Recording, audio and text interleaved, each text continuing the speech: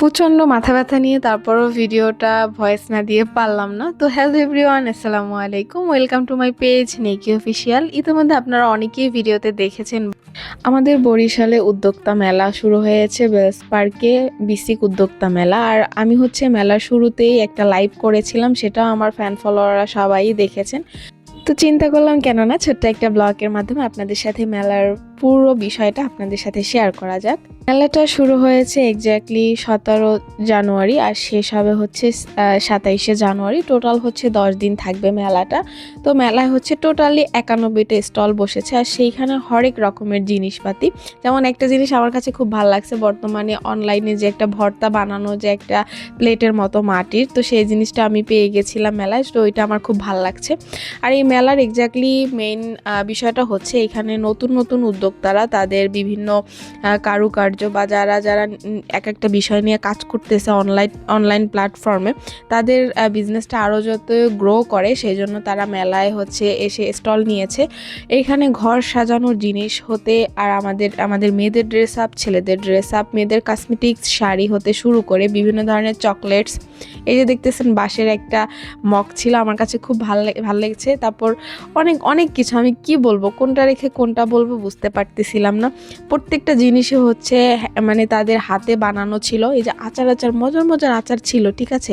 আমি তো দেখে টোটালি মনে করেন কোনটা রেখে কোনটা নিব, কোনটা খাবো বুঝতে পারতেছিলাম না।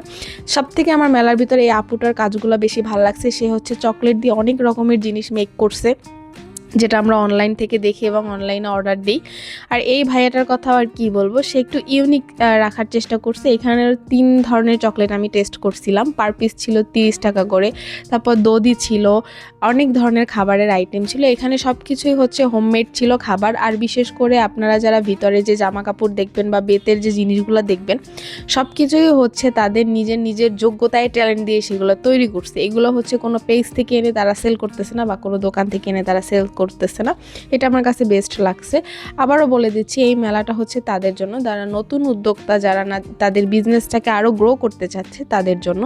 ওভারঅল আমার কাছে অনেক ভালো লাগছে। আর বিশেষ করে মেলাতে হচ্ছে ছোটদেরও অনেক রাইডস ছিল, তার সাথে বড়দেরও রাইড ছিল। আমি তো মনে করেন নৌকার যে রাইডটা সেটা মিস করি নাই।